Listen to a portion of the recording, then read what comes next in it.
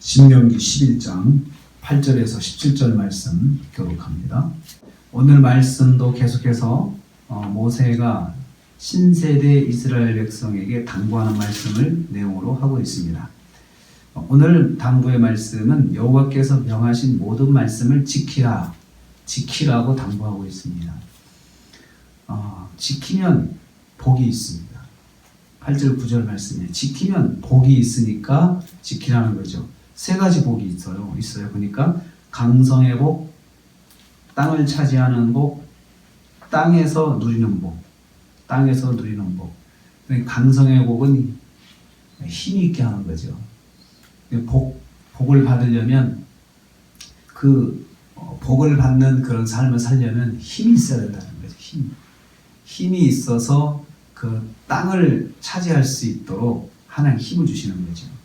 그래서 땅을 차지하고 그리고 또 하나는 차지하면 뭐합니까? 거기서 누려야 되거든요.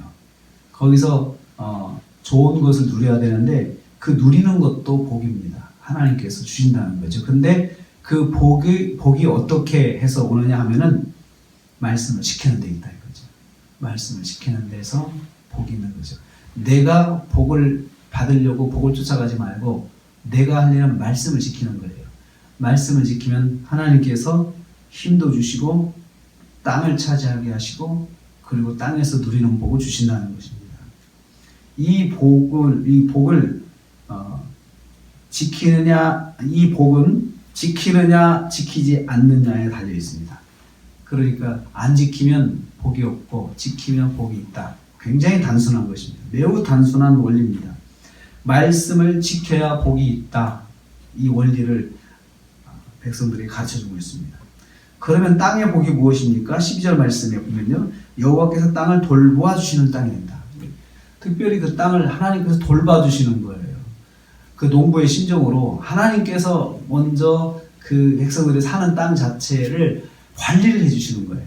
하나님께서 관리를 해주시는데 하늘에서 비를 내려 충분한 물을 공급해 주십니다.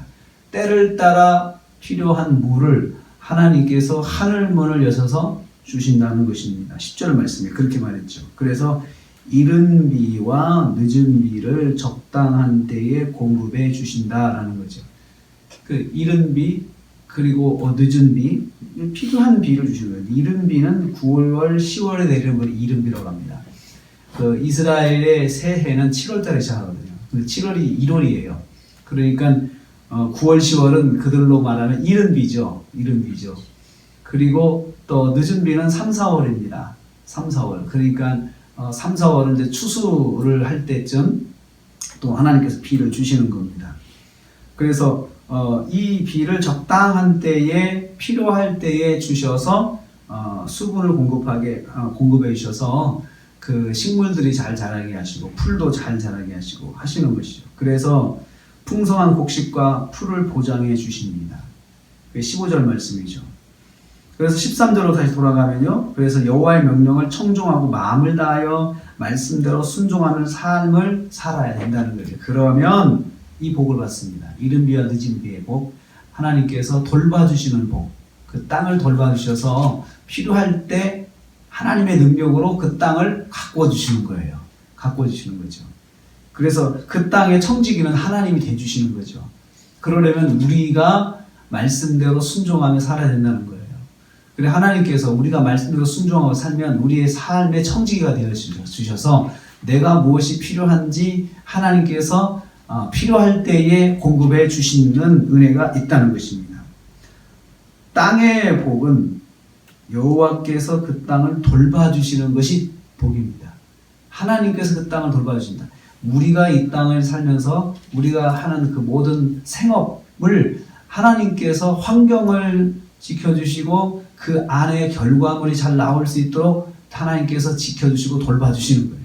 위험한 것을 막아주시고 그렇다는 거죠. 그래서 우리가 말씀대로 순종하고 살면 하나님께서 우리의 삶의 청지기가 되어주시는 거예요. 우리 삶을 관리해 주신다는 것입니다. 세 번째로 땅의 복을 유지하도록 노력해야 된다. 그래서 땅의 복을 유지하도록 노력하는 게 16, 17절 말씀인데요. 스스로 삼가라 주의하는 거죠. 내가 능동적으로 노력해가지고 조심하는 거예요. 하나님 말씀대로 살려고 아주 집중하고요. 딴소리 듣지 않으려고 집중하고요. 그게 그 노력이죠. 그래서 삼가는 것입니다. 그래서 삼가해야 되는데, 왜냐하면 이 세상에는 미혹하는 것들이 많다는 거예요.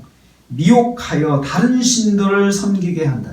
그들에게 절하게도 하고. 그래서 하나님의 백성들을 미혹하는 그 일들이 세상에 많기 때문에 스스로 집중하는 노력을 해야 한다는 것입니다. 다른 신들을 섬기는 범죄에 빠지지 않게 주의해야 된다. 우상을 섬기면 하나님의 진노를 받습니다. 어떤 진노입니까? 17절 말씀 보니까 하늘을 닫아버리신다. 하늘에서 비가 내려서 그 땅에 수분을 공급해 주고 필요한 것들을 자랄 수 있도록 해주시는데, 하늘을 닫으면 땅에 있는 모든 것들이 자라지를 못하는 거예요.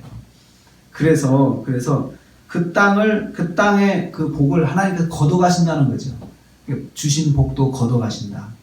말씀대로 순종하지 않고 하나님을 떠나고 계명을 떠나 하나님 말씀을 받들지 않고 다른 신을 섬기고 우상을 섬기면 받은 복을 걷어가신다는 거죠.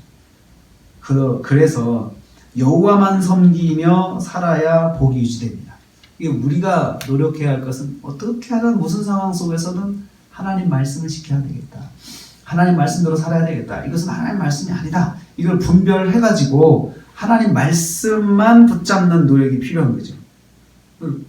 복을 계속해서 받을 수 있어야 하는데, 그것은 내가 말씀대로 살려고 노력하는 데 있다는 거죠. 노력하는 거죠.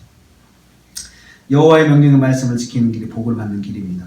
받은 복은 또 유지하는 것이 필요한데, 그러려면 계속해서 말씀을 붙잡고 사는 것이 바로 복을 유지하는 길입니다. 축복은 내가 하는 만큼 받습니다.